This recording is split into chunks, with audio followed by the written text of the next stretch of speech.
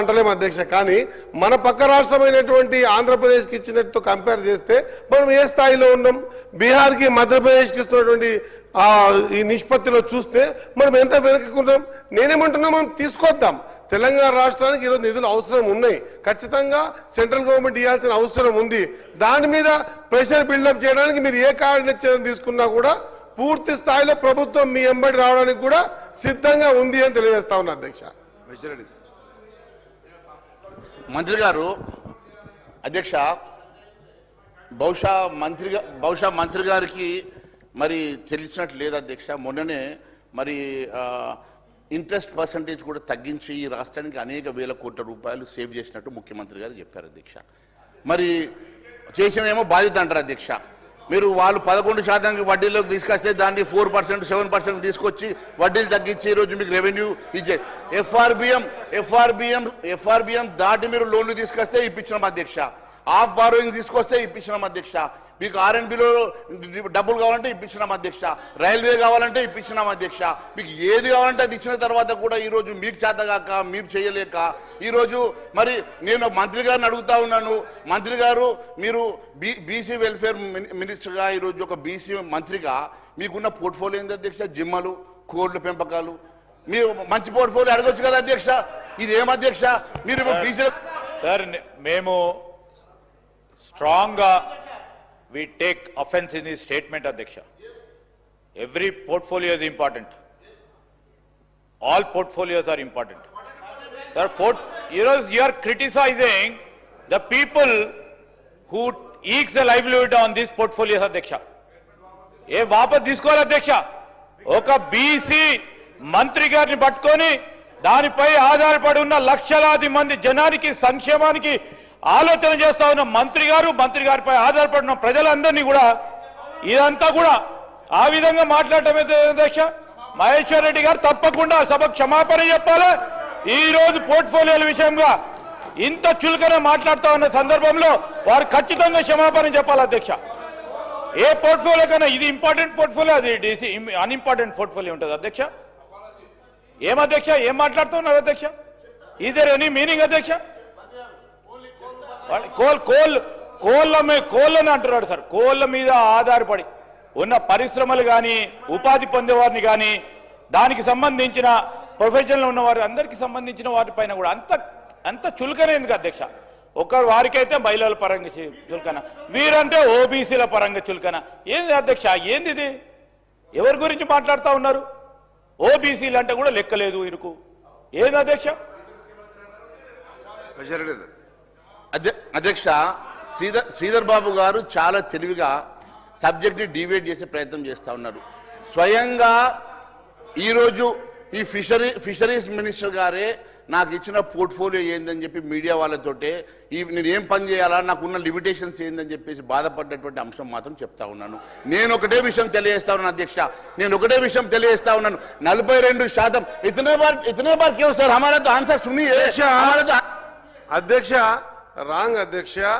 నేను మీడియాలో కూడా స్పష్టంగా చెప్పడం జరిగింది అధ్యక్ష. నేను చిన్ననాటితనంలో ఏ కష్టం చేసినో, నేను చిన్నప్పుడు ఏ కష్టాలు పడి పైకొచ్చినో, అదృష్టం చూడండి నాకు ఆ పోర్ట్ఫోలియో రావడం, ఆ డిపార్ట్మెంట్స్ డెవలప్మెంట్ చేయడానికి భగవంతుడు ఇచ్చిన ఒక అవకాశంగా మార్చిన అధ్యక్ష. నేనేమంటున్నా అధ్యక్ష 100% అధ్యక్ష.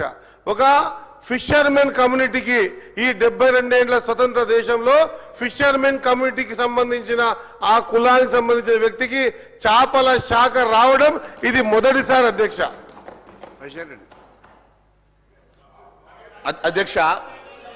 అధ్యక్ష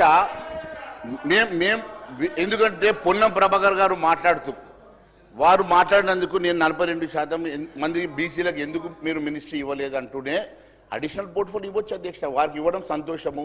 వారికి ఆ పోర్ట్ఫోలియోతో పాటు ఈరోజు వారికి అడిషనల్ పోర్ట్ఫోలియో మరి ఎడ్యుకేషన్ ఉన్నది.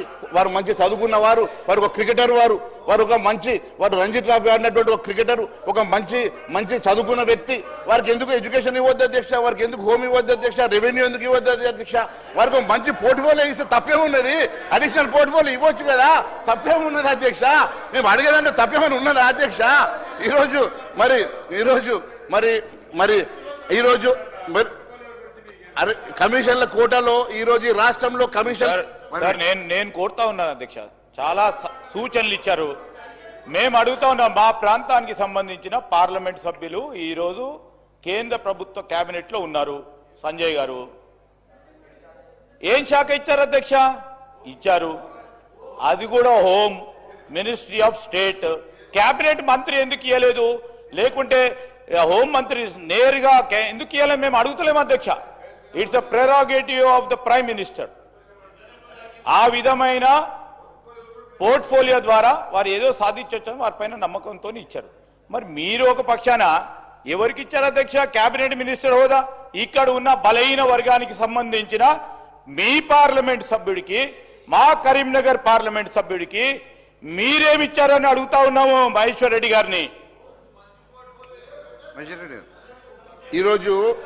ఈరోజు ఈ భారతదేశంలో గత చరిత్రలో ఎన్నడూ లేనని విధాన్ని ఈరోజు హైయెస్ట్ నంబర్ ఆఫ్ బీసీలకు మంత్రి పదవి ఇచ్చి హైయెస్ట్ క్యాబినెట్ మినిస్టర్స్ ఇచ్చినటువంటి ఏకైక ప్రభుత్వం భారతీయ జనతా పార్టీ ప్రభుత్వం అధ్యక్ష. ఈరోజు ఈ రాష్ట్రంలో అవినీతి కుంభకోణాల గురించి మాట్లాడగానే 3 మంత్రులు లేచారు అధ్యక్ష. ఈరోజు అవినీతి మీద మాట్లాడుతున్న సందర్భంగా వారు జీర్ణించుకోలేక ఒక్కరు గారు ఇద్దరు గారు ముగ్గురు మంత్రులు అడ్డుకునే ప్రయత్నం చేస్తా ఉన్నారు. ఎందుకంటే అవినీతి కుంభకోణాల మీద వీరికి మాట్లాడడానికి ఇంట్రెస్ట్ గా లేదు కాబట్టి ఈ రోజు నన్ను ఆపే ప్రయత్నం చేస్తా ఉన్నారు అధ్యక్ష. ఈరోజు ఏ పరిస్థితి ఉంది రాష్ట్రంలో అంటే అధ్యక్ష, ఏ కాంట్రాక్టర్లు అయితే ఈరోజు గుడ్లు బడ్లు కట్టారు, ఏ కాంట్రాక్టర్ అయితే రోడ్లు వేశారో ఆ కాంట్రాక్టర్ల బిల్లుల కోసం ఈరోజు ఉప ముఖ్యమంత్రి ఛాంబర్ ముందు కూర్చొని బైఠాయించి ధర్నా చేసే దుస్థితి రాష్ట్ర ప్రభుత్వంలో ఉన్నదంటే గతంలో ఏ రోజు లేని విధంగా ఈ రాష్ట్ర ప్రభుత్వం ఉన్నది అధ్యక్ష. ఇది వాస్తవం కాదని అడుగుతా ఉన్నాను అధ్యక్ష. ఈరోజు ఒక విషయం చూస్తే అధ్యక్ష, ఈరోజు మంత్రుల మధ్య మంటలు, నేను దాని గురించి లోతుగా వెళ్ళను అధ్యక్ష. ఎందుకంటే అది అందరికీ తెలుసు అధ్యక్ష. ఒక మంత్రి గారి కూతురే ఈరోజు ఒక ముఖ్యమంత్రి గారికి మీదనో మాట్లాడిందనో లేకుంటే మంత్రుల మధ్య కొట్టాడనో దాని గురించి నేను మాట్లాడను అధ్యక్ష. ఎందుకంటే అది అందరికీ తెలిసిన అంశం కాబట్టి నేను ఆ విషయాలలో మాట్లాడిన అధ్యక్ష. ఈరోజు ఒక మంత్రి గారి పిఎన్ బంధుకు ముందర పెట్టుకొని గన్ను ముందర పెట్టుకొని మాట్లాడినటువంటి దుస్థితి రాష్ట్రంలో ఏర్పడ్డదంటే ఇంతకన్నా దుస్థితి ఏమున్నదని చెప్పి నేను అడుగుతా ఉన్నాను అధ్యక్ష. ఈరోజు నిజాయితీకి తావులేదు అధ్యక్ష. ఈరోజు పరిస్థితి, ఈరోజు ఈ రాష్ట్రంలో ఒక ప్రిన్సిపల్ సెక్రటరీ రిజ్వీ లాంటి వ్యక్తి, ఒక సీనియర్ ఆఫీసర్ ఈరోజు తట్టుకోలేక రాజీనామా చేశారంటే ఈరోజు ఈ రాష్ట్ర పరిస్థితి. అధ్యక్ష, ఇవాళ బీసీల గురించి చెప్తున్న ఆయన, రాష్ట్రంలో ఒక బీసీ అధ్యక్షుడు ఉంటే తీసేసి అప్పర్ క్యాస్ట్ ఇచ్చిన ఆయన కనీసం ప్రతిపక్ష హోదా కూడా బీసీకి బీసీల గురించి మాట్లాడుతున్నారు. ఇవాళ మా బీసీ బిడ్డ ఒక మంత్రి అయితే శాఖను మంత్రి తక్కువ చేస్తున్నాడు అంటే గొర్రెలు బర్రెలు అంటే అంత చులకనా? ఒక కేంద్రంలో ఉన్నటువంటి 8 మంది ఎంపీలు రాష్ట్రం నుంచి మేము కడుతున్నటువంటి పన్నులు కనీసం రాష్ట్రానికి ఇవ్వకుండా వాళ్ళకు సంబంధించిన రాష్ట్రాలకు పెద్దపీట వేసి తెలంగాణకు మొండి చేయించి ఇవాళ మా గురించి మాట్లాడుతున్నటువంటి ఆయన నాయకుడు ఒక బీసీ మంత్రి గురించి కూడా ఆయన మాట్లాడింది వాపసు తీసుకోవాలి. రాష్ట్ర అధ్యక్షుడు ఒక బీసీ బిడ్డ ఉంటే ఓర్వలేక ఎలక్షన్లప్పుడు బీజేపీ బీఆర్ఎస్ పొత్తు కోసం ఇలా ఒక బీసీ బిడ్డను తొలగించినటువంటి మీ పార్టీ మా కాంగ్రెస్ పార్టీ గురించి మాట్లాడే నైతిక విలువలేదు.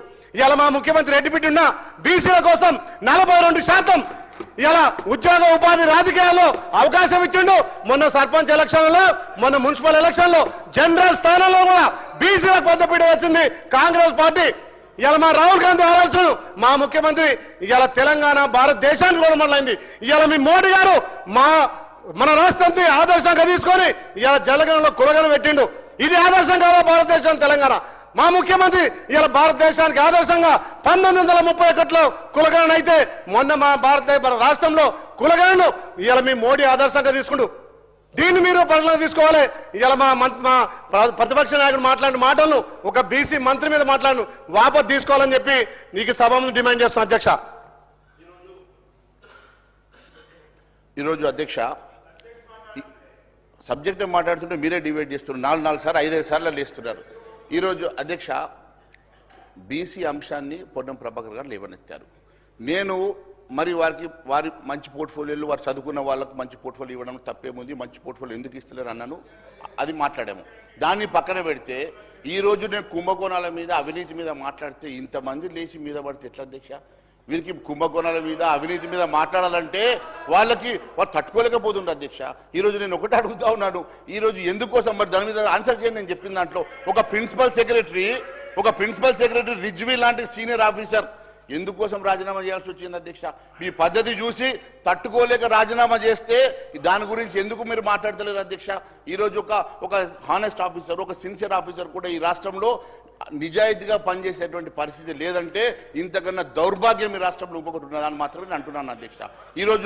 ఈరోజు చట్టసభల్లో అధ్యక్ష అప్పర్ హౌస్ లోవర్ హౌస్ ఉంటుంది, కానీ తెలంగాణలో ఇంకోటి కూడా ఉంది అధ్యక్ష, కరప్షన్ హౌస్ అధ్యక్ష.